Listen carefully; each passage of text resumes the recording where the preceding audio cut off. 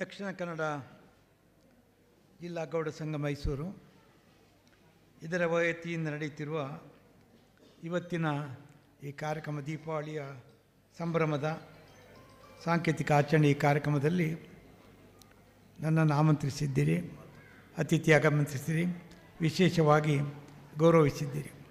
ಇದಕ್ಕಾಗಿ ನಿಮಗೆ ಮೊದಲಾಗಿ ನನ್ನ ಕೃತಜ್ಞತೆಗಳನ್ನು ಸಲ್ಲಿಸ್ತೇನೆ. ಈ ಕಾರ್ಯಕ್ರಮಕ್ಕೆ ಕರೆದಾಗ ಬಹುಶಃ ನಮ್ಮ ಅಧ್ಯಕ್ಷರು ಕರೆದಾಗ ವಕೀಲರು ವಿಶ್ವನಾಥರು ನಮಗೆ ಮೊದಲಿಂದಲೂ ಪರಿಚಯ, ನಮ್ಮ ಲೇಖಕರು ಆಗಿದ್ದರು. ನಾನು ಎಷ್ಟು ಜನ ಇದ್ದೀರಿ ಅಂತ ಕೇಳಿದೆ. ಒಂದು ಕಾರ್ಯಕ್ರಮ ಬರಬೇಕಿದ್ರೆ ಮೈಸೂರಲ್ಲಿ ಜನ ಎಷ್ಟಿದ್ದೀರಿ? ಹೆಚ್ಚಿಗೂ 100-110 ಜನ ಮೆಂಬರ್ಗಳಿದ್ದೀರಿ. ಹೇಗೆ ಕಾರ್ಯಕ್ರಮ ನಡೀತೆ ಅಂತ ನನಗೆ ಕುತೂಹಲ ಇತ್ತು. ಯಾಕೆಂದರೆ ನಿಮ್ಗೆ ಗೊತ್ತಿದೆ, ಈಗಿನ ಕಾಲದಲ್ಲಿ ಜನ ಸೇರೋದು ಭಾಳ ಕಡಿಮೆ. ಬ್ಯಾಂಗ್ಳೂರಲ್ಲೇ ಕಾರ್ಯಕ್ರಮ ಮಾಡಿದಾಗ ಗೌಡ ಸಮಾಜ ಕರೆದಾಗ ಒಂದು 300-400 ಜನ ಸೇರಲಿಕ್ಕೆ ಎಲ್ಲ ಕಡೆಯಿಂದ ಗೌಡರು ಬರ್ತಾರೆ. ನಮ್ಮ ಊರಿನಲ್ಲಿ ಗೊತ್ತಿರ್ತದೆ ನಮಗೆ. ಕಾರ್ಯಕ್ರಮ ಮೈಸೂರಲ್ಲಿ ಇಷ್ಟು ಜನ ಇದ್ದುಕೊಂಡು ಸೇರ್ತೀರಿ ಅಂತ ಅದಕ್ಕೆ. ಆದರೆ ಯಶ್ವಿತ್ ಕಳೆದ ವರ್ಷ ಭಾಳ ಚೆನ್ನಾಗಿ ಮಾಡಿದ್ದಾರೆ, ಕಾರ್ಯಕ್ರಮ ಭಾಳ ಚೆನ್ನಾಗಿ ನಡೆಸ್ತಾರೆ ಅಂತ ಹೇಳಿದೆ. ಒಳ್ಳೆಯ ಕಾರ್ಯಕ್ರಮ, ಅದಕ್ಕಿಂತ ಪ್ರೀತಿಯಿಂದ ಕರೆದ ಕಾರ್ಯಕ್ರಮ. ಸಂಖ್ಯೆ ನಮಗೆ ಮುಖ್ಯ ಅಲ್ಲ, ಆದರೆ ಬಂದವರು ಪ್ರೀತಿಯಿಂದ ಕರೆಯುವ ಕಾರ್ಯಕ್ರಮ ಆದಾಗ ಭಾಳ ಒಳ್ಳೆಯ ಕಾರ್ಯಕ್ರಮ. ಇದು ಬಂದಾಗ ನನಗೆ ಅನಿಸಿತು, ಇದು ಒಂದು ಸಭಾ ಕಾರ್ಯಕ್ರಮ ಅಂತ ಹೇಳೋ ಬದಲು ಇದೊಂದು ಕುಟುಂಬಿಕ ಸಮ್ಮೇಳನ, ಕುಟುಂಬದ ಸಮ್ಮೇಳನದ ಕಾರ್ಯಕ್ರಮ. ನಾನು ಯಾಕೆ ತುಂಬ ಜನ ಎದುರಿದ್ದವರೆಲ್ಲ ಪರಿಚಯಿದ್ದರು. ಸುಳ್ಯ, ಪುತ್ತೂರು, ಬೆಳ್ತಂಗಡಿ ತಾಲೂಕು ನಮ್ಮ ಪತ್ರಿಕೆ ಇದೆ, ಬಂಟ್ವಾಳಗದಲ್ಲಿ ಮಂಗಳೂರು ನಮ್ಮ ಕಚೇರಿ ಇದೆ, ಮತ್ತು ಮಾಹಿತಿಯಲ್ಲಿ ನಾವು ತುಂಬ ಸಮಯ ಕೆಲಸ ಮಾಡ್ತಿದ್ದೆ. ಆಗ ನಮಗೆ ಹೆಚ್ಚಿನವರೆಲ್ಲರೂ ಕೂಡ ಪರಿಚಯದವರು. ಹಾಗೆ ನನಗೆ ಬಂದಾಗ ತುಂಬ ಯಾವುದೋ ಅಪರೂಪದ ವ್ಯಕ್ತಿಗಳನ್ನು ನೋಡಿದಾಗಾಯಿತು. ವಿಶೇಷವಾಗಿ ಕೊಳಂಬೆ, ನಮ್ಮ ಚಿದಾನಂದ ಕೊಳಂಬೆಯವರು ನಮ್ಮ ಮಾರ್ಗದರ್ಶಕರು. ಎಷ್ಟೋ ಸಲ ನಾನು ಪತ್ರಿಕೆ ಮಾಡಿದಾಗ, ಅದಕ್ಕೆ ಕಂಪ್ಯೂಟರೈಸ್ ಮಾಡಿದಾಗ, ಮಾಹಿತಿಗೆ ಹೋದಾಗ ಅವರಲ್ಲಿ ಬಂದು ಪರ್ಸನಲ್ ಆಗಿ ತುಂಬ ಸಲ ಬಂದು ಅವರ ಸಲಹೆಯನ್ನು ತಗೊಂಡಿದ್ದೆ.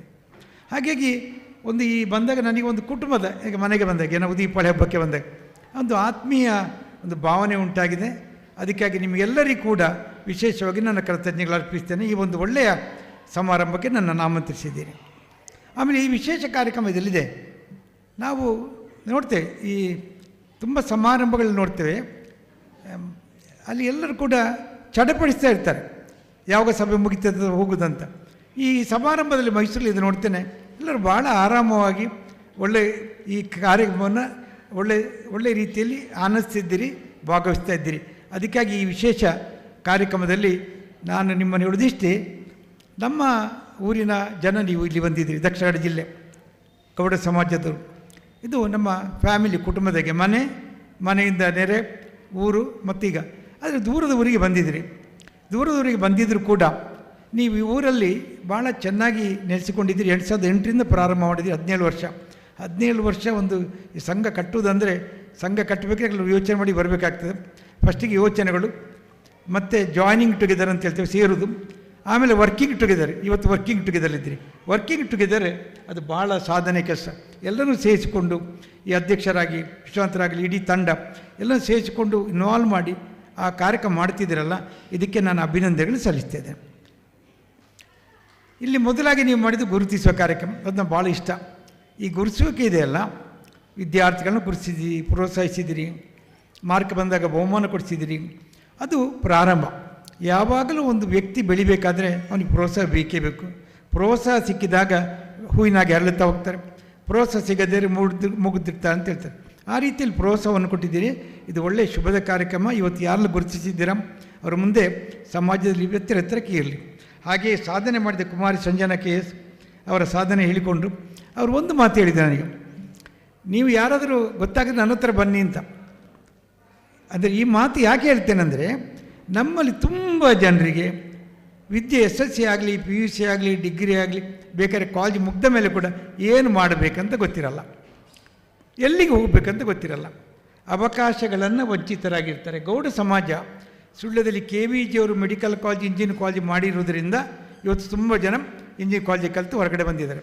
ಅದು ಅಲ್ಲದೇ ಇರ್ತಿದ್ರೆ ನಮ್ಮ ಜನ ಕಲಿತ್ರೆ ಒಂದು ಟೀಚರ್ ಆಗೋದು, ಇಲ್ಲರೆ ವಕೀಲರಾಗೋದು, ಅದು ಬಿಟ್ಟರೆ ಬೇರೆ ಹೋಗುವ ಅವಕಾಶಗಳು ತುಂಬ ಕಡಿಮೆ ಇತ್ತು. ವಕೀಲರು, ಟೀಚರು ಹೆಚ್ಚಿನ ಗೌಡ ಸಮಾಜ. ಇಂಜಿನಿಯರಿಂಗ್ ಕಾಲೇಜ್, ಮೆಡಿಕಲ್ ಕಾಲೇಜ್ ಬಂದ ಮೇಲೆ ಇಂಜಿನಿಯರ್ಲಾಗಲಿ ಪ್ರಾರಂಭ ಆದರು. ಇವತ್ತು ಜಗತ್ತಿನೆಲ್ಲ ಅದು ಹೋಗ್ತಾ ಇದ್ದಾರೆ. ಲೆಕ್ಚರ್ಗಳಾಗೋದು ತಪ್ಪು ಅಂತ ಹೇಳೋದಲ್ಲ, ಲೆಕ್ಚರ್ಗಳಿಂದ ಹೊರತಾಗಿ ಯೋಚನೆ ಮಾಡುವಂಥ ಸಂಪ್ರದಾಯ ಬೇಕು. ಇವತ್ತು ನಮ್ಮ ಸಮಾಜಕ್ಕೆ, ಈ ಮೈಸೂರಿನ ಸಮಾಜ ಏನು ಕೊಡುಗೆ ಕೊಡ್ಬೋದಂದರೆ, ಒಂದು ವಿದ್ಯಾರ್ಥಿಗಳಿಗೆ ಮುಖ್ಯವಾಗಿ ಸಪೋರ್ಟ್ ಮಾಡ್ತಾ ಇದ್ದೀರಿ. ಸಮಾಜದ ವಿದ್ಯಾರ್ಥಿಗಳು ಮುಂದೆ ಬರಬೇಕಿದ್ದರೆ ಅವರಿಗೆ ಅಗತ್ಯದ ಮಾಹಿತಿಯ ಕೊರತೆ ಇದೆ. ಈ SSLC PUC ನಂತರ ಏನು ಮಾಡಬೇಕಂತ ಯೋಚನೆ ಮಾಡಿದರೆ ಇವತ್ತು ಜಗತ್ತೇ ದೊಡ್ಡದು. ಇವತ್ತು ನಾವು ಈ ಕಲಿತಾ ಇರುವಾಗ ನಮಗೆ ಡಾಕ್ಟ್ರ್, ಇಂಜಿನಿಯರ್ ಬಿಟ್ಟರೆ ಬೇರೆ ಗೊತ್ತಿರಲಿಲ್ಲ. ಅವು ಡಾಕ್ಟ್ರ್ ದೊಡ್ಡ ಕೆಲಸ, ಇಂಜಿನಿಯರ್ ದೊಡ್ಡ ಕೆಲಸ, ಮತ್ತು ಇದು ಬಿಟ್ಟರೆ ಗೊತ್ತಿಲ್ಲ. ಈಗ ಹಾಗಿಲ್ಲ. ಈಗ ಜಗತ್ತು ಎಷ್ಟು ತೆರೆದುಕೊಂಡಿದೆ ಅಂದರೆ, ಯಾವ ವಿಚಾರದಲ್ಲಿ ನೀವು ಕಲಿತೀರಾ, ಯಾವ ವಿಚಾರದಲ್ಲಿ ಮುಂದೆ ಹೋಗ್ತೀರಾ, ಅದು ಜಗತ್ತಿಗೆ ಆಗ್ತದೆ. ಜಗತ್ತಲ್ಲಿ ಸ್ಟ್ರೇಟ್ ಆಗ್ತೀರಿ. ಇವತ್ತಿನೊಂದು IPL ಒಬ್ಬನ ಆಯ್ಕೆ ಆದ 2 ಕೋಟಿಗೆ ಒಬ್ಬ ಆಯ್ಕೆ ಆದಂಥ ಕ್ರಿಕೆಟರ್ನ ಹೆಸರು ಬಂತು. ಅವನ ತಂದೆ ತಾಯಿ ರಿಕ್ಷಾ ಡ್ರೈವರ್ಗಳ ಏನೋ ಕೆಲಸ ಮಾಡಿಕೊಂಡು ಮಗನನ್ನು ಕ್ರಿಕೆಟ್ ಆಡಿಸ್ಲಿಕ್ಕೆ ಕಳಿಸಿದರು. ಇವತ್ತು IPL 2.5 ಕೋಟಿಗೆ ಅವ ಆಯ್ಕೆ ಆದ. ಅವನ ಹೊತ್ತು ಬದುಕಾಯಿತು. ಇನ್ನು ಇಂಜಿನಿಯರಿಂಗ್ ಕಲಿತ ಮಕ್ಕಳು ಎಷ್ಟೋ ಜನ ನೋಡ್ತೇನೆ, ಅವರು ಸಿನಿಮಾ ಇದು ಯಾವುದೋ ಒಂದು ಸಂಗೀತದಲ್ಲಿ ಕ್ಷೇತ್ರ ಮಾಡ್ತಾರೆ.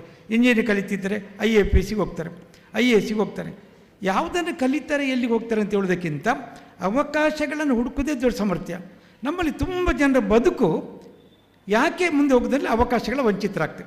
ಅಲ್ಲಿಗೆ ತಲುಪುವಾಗ ನಮ್ಮ ವಯಸ್ಸು ಕಳೀತದೆ, ಅಥವಾ ಆಸಕ್ತಿ ಕಳಿಬೇಕಾಗ್ತದೆ, ಅಥವಾ ಮದುವೆ ಆಗ್ತದೆ. ಮದುವೆ ಆದ ಮೇಲೆ, ವಯಸ್ಸಾದ ಮೇಲೆ ಮತ್ತೆ ಮುಂದೆ ಕಷ್ಟ ಆಗ್ತದೆ. ಅದಕ್ಕೆ ನೀವೊಂದು ಇಡೀ ಸಮಾಜ, ಇವತ್ತು ಮೈಸೂರಿನ ಈ ಸಮಾಜ ಒಳ್ಳೆಯ ಸಮಾಜ. ನಮ್ಮ ಚಿದಾನಂದ ಕೊಳಂಬೆಯವರಿದ್ದಾರೆ, ಅವರು ಭಾಳ ಕಾಲೇಜುಗಳ ವೈಸ್ ಚಾನ್ಸಲರ್ ಆಗಿದ್ದು. ಅಂಥವರು ನೀವು ಸ್ವಲ್ಪ ಹಿಡ್ಕೊಂಡ್ರೆ, ಅಥವಾ ಅವರ ಮಿಸ್ಸಸ್ ಇದ್ದಾರೆ, ಲೇಖಕಿ, ತುಂಬ ಸಮಾಜದಲ್ಲಿ ಬೆಳೆದಿದ್ದಾರೆ. ನಮ್ಮ ಆನಂದರಿದ್ದಾರೆ, ನಮ್ಮ DFಗಳು ತುಂಬ ಜನ ಇಲ್ಲಿ ಕಲಿತವರಿದ್ದಾರೆ, ಉದ್ಯೋಗಗಳಿದ್ದೀರಿ, ಬೇರೆ ಬೇರೆ ಕ್ಷೇತ್ರಕ್ಕೆ ಪಡಿತರಾಗಿದ್ದೀರಿ. ನಾನು ಕೇಳೋದು, ಯಾಕೆ ಒಂದು ನಿಮ್ಮ ಸಂಘದಿಂದ ಒಂದು SSLC PUC ನಂತರ ಉದ್ಯೋಗದ ಅವಕಾಶಗಳೇನಿದೆ ಅದನ್ನೇ ಒಂದು ಸಬ್ಜೆಕ್ಟ್ ಆಗಿ ತೊಗೊಂಡು, ಅಟ್ಲೀಸ್ಟ್ ನೀವು ಇಲ್ಲಿದ್ದವರಿಗೆ ಮಾತ್ರ ಅಲ್ಲ, ಅದು ನಿಮಗೆ ಮಾತ್ರ ಆಗಬೇಕಂತಿಲ್ಲ, ನಿಮ್ಮ ಸಮಾಜಕ್ಕೆ ಮಾತ್ರ ಅಲ್ಲ, ಸಮಾಜದ ಎಲ್ಲರಿಗೂ ಕೂಡ ಅವಕಾಶ ಕೊಡುವಂಥ ಒಂದು ಸಂಸ್ಥೆಯಲ್ಲಿ ಕಟ್ಟಿದರೆ ಪ್ರಾಯಶಃ ನಾವು ಸುದ್ದಿ ಮಾಹಿತಿಯಿಂದ ಅಥವಾ ನಮ್ಮಲ್ಲಿರೋ ಮಾಹಿತಿಗಳಿಂದ ನಾವು ಸ್ವಲ್ಪ ನಿಮ್ಮೊಟ್ಟಿಗೆ ಸೇರಿಕೊಳ್ಳಿಕ್ಕೆ ಬಯಸ್ತೀವಿ. ಯಾಕೆ ನಾವು ಸುದ್ದಿಯಲ್ಲಿ ಮಾಡಿದಾಗ ಪ್ರತಿ 40 ವರ್ಷ ಮಾಡಿರೋದು ಜನಗಳಿಗೆ ಮಾಹಿತಿಯನ್ನು ಕೊಡೋದು, ಜನಗಳಿಗೆ ಅವಕಾಶವನ್ನು ತೋರಿಸಿಕೊಡೋದು. ಅವನು ಗುರುತಿಸೋದು ಮಾತ್ರ ಅಲ್ಲ, ಪಂಚಾಯತ್ ಮೆಂಬರ್ ಆದರೂ ಗುರುತಿಸ್ತೇವೆ, ಒಂದು ಶಾಲೆಯ ಮುಖ್ಯಮಂತ್ರಿ ಆದರೂ ಗುರುತಿಸ್ತೇವೆ. ನಾವು ಕ್ಯಾಬಿನೆಟ್ ಮಂತ್ರಿಗಳು ನಮ್ಮ ಪತ್ರಿಕೆಯಲ್ಲಿ ಗುರುತಿಸಲೇ ಇಲ್ಲ. ನಾವು ಯಾರು ಮಂತ್ರಿ ಆದ ವೀರಪ್ಪ ಮೊಯ್ಲಿ ಆಗಲಿ ಅಥವಾ ಇವತ್ತು ಸಿದ್ದರಾಮಯ್ಯ ಅವರ ನ್ಯೂಸ್ ನಮ್ಮಲ್ಲಿ ಬರೋದೇ ಇಲ್ಲ. ನಮ್ಮಲ್ಲಿ ಶಾಲಾ ಮುಖ್ಯಮಂತ್ರಿ ಆಗ್ತಾನಲ್ಲ, ಮಂತ್ರಿಮಂಡಲ, ಅವನ ಫೋಟೋ ಬರುತ್ತೆ, ನ್ಯೂಸ್ ಬರುತ್ತೆ. ಯಾಕೆಂದರೆ ಊರಿನಲ್ಲಿ ಅವನಿಗೆ ಪ್ರೋತ್ಸಾಹವನ್ನು ಕೊಡ್ತೀವಿ. ಹಾಗೆ ಪಂಚಾಯತ್ ಮೆಂಬರ್ ಆಗ್ತಾನಲ್ಲ, ಅವನು ನಮ್ಮ ಕ್ಯಾಬಿನೆಟ್ ಮಂತ್ರಿಗಿಂತ ಹೆಚ್ಚು ಅವಕಾಶ ಇರ್ತದೆ, ಅವನ ನ್ಯೂಸ್ಗಳು ಬರ್ತಾ ಇರ್ತವೆ. ಲಯನ್ಸ್ ಲಾಟ್ರಿ ಆಗ್ತಾನೆ, ಅವನಿಗೆ ಹೆಚ್ಚು ಅವಕಾಶ ಕೊಡ್ತೇವೆ.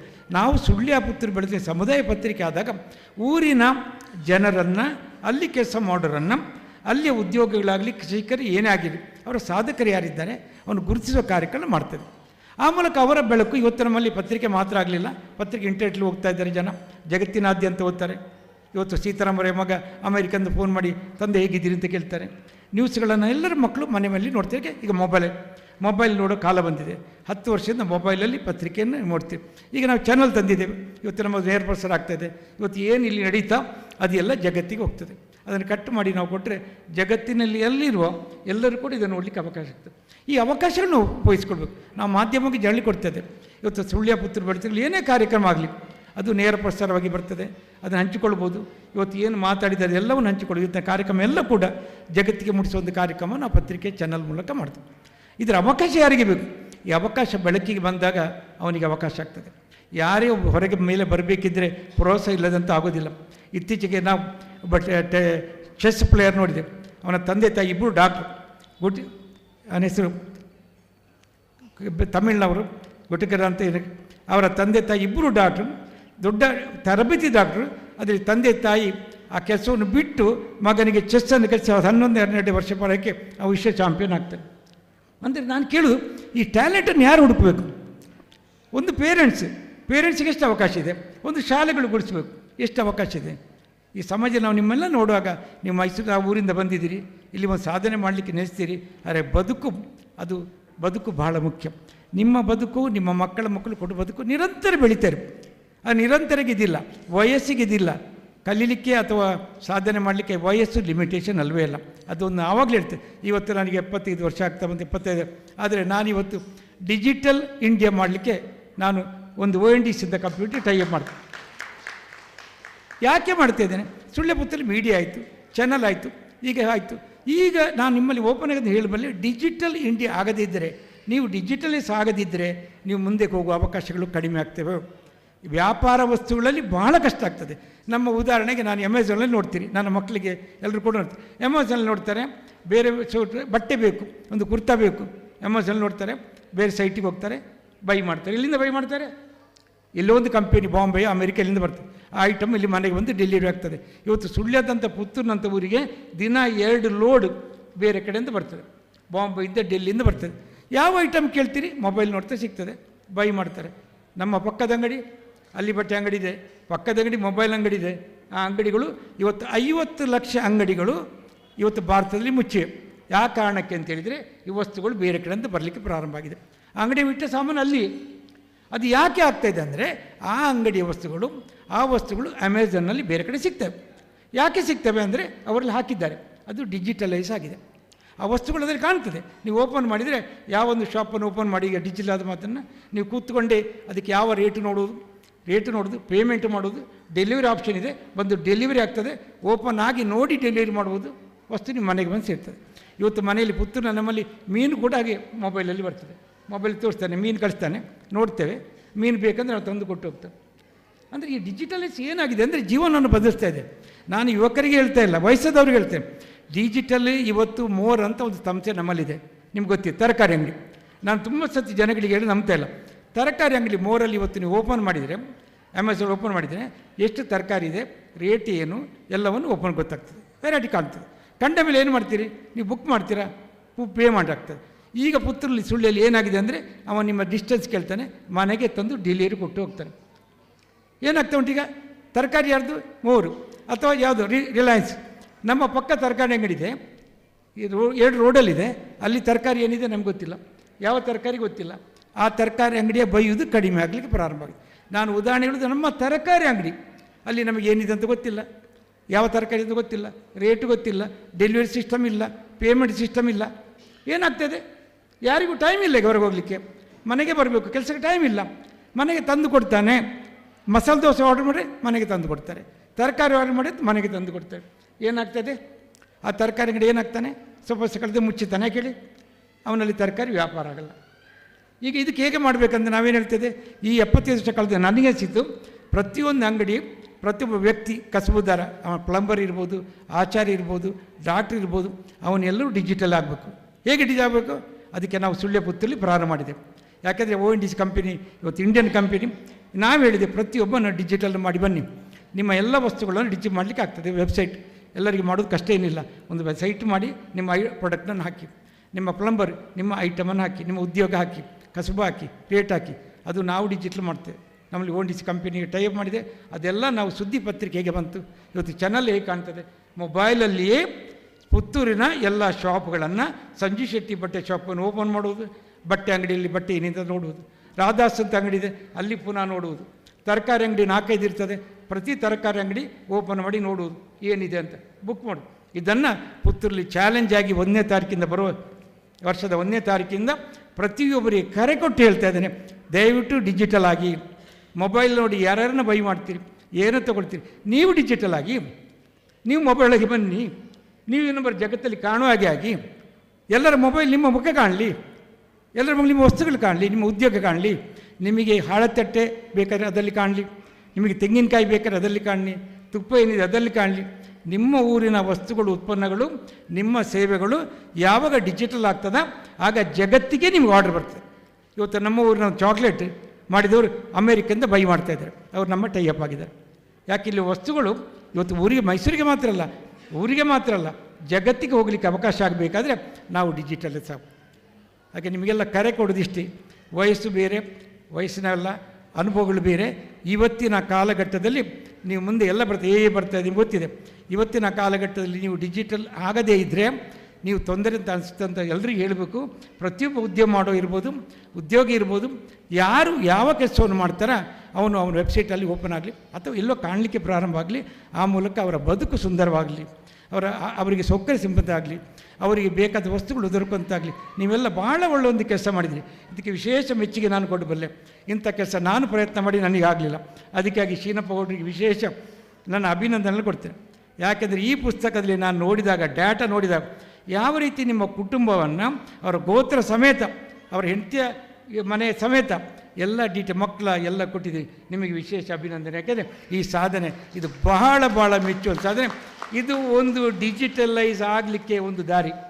ಡಿಜಿಟಲೈಸ್ ಅಂದರೆ ಇದೆ, ನೀವು ಏನು ಯಾರು ನಿಮ್ಮ ಮಕ್ಕಳೇನು ನೀವೇನು ಕಸಬಿದೆಯಲ್ಲ ಇದು ಡಿಜಿಟಲೈಸ್. ಇದು ಪುಸ್ತಕ ರೂಪದಲ್ಲಿ ಬಂತಲ್ಲ, ಇದನ್ನು ನಾನು ವೆಬ್ಸೈಟ್ಲಿ ತಗೊಂಡ್ರೆ ನಿಮಗೆಲ್ಲ ವೆಬ್ಸೈಟ್ ಸಿಗ್ತದೆ, ನಿಮ್ಮ ಮೊಬೈಲಲ್ಲಿ ಸಿಗ್ತದೆ. ಅದು ಮುಂದಿನ ಜಸ್ಟ್ ಮಾಹಿತಿ ಇಲ್ಲದಿದ್ದರೆ ಯಾವುದೂ ಪ್ರಯೋಜನ ಇಲ್ಲ. ಮಾಹಿತಿ ಹಂತದಲ್ಲಿ ಈ ಪ್ರೋತ್ಸಾಹ ಮಾಡಿದಿರಿ, ಮೈಸೂರು ಎಲ್ಲರೂ ನೀವು ತಗೊಳ್ತಿದ್ದೀರಿ. ಇದು ನನಗೆ ಭಾಳ ಅಗತ್ಯ. ಯಾಕೆಂದರೆ ಪುತ್ತೂರು ಸುಳ್ಳೆ ಪತ್ರಿಕೆಯಲ್ಲಿ ನನಗೆ ಗೊತ್ತಾಯ್ತು ಯಾರೆಲ್ಲ ಮೈಸೂರಲ್ಲಿದ್ದೀನಿ ಅಂತ.